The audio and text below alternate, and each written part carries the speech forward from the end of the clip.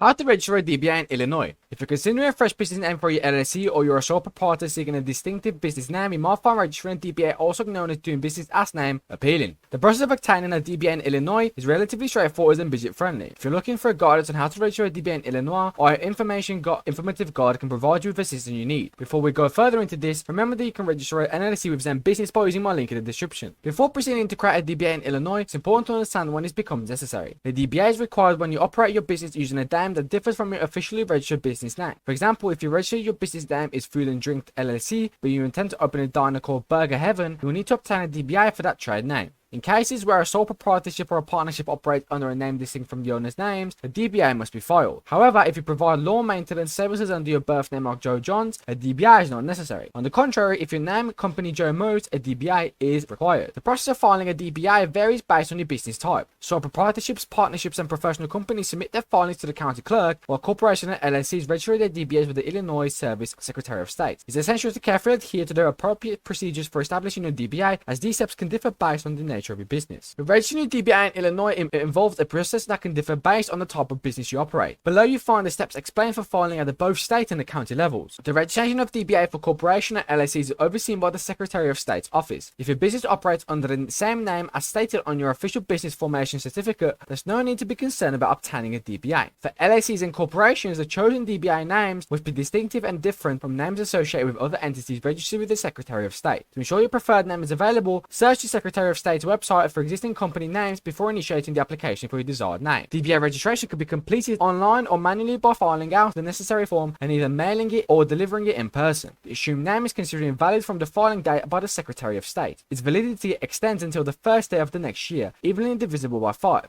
marking the anniversary of the filing date. Subsequent extensions of the DBA can then be made for periods of 5 years each. The cost of renewing or registering a DBA for 5 years is $150. Should your initial registration expire in less than 5 years, the registration fee is adjusted accordingly.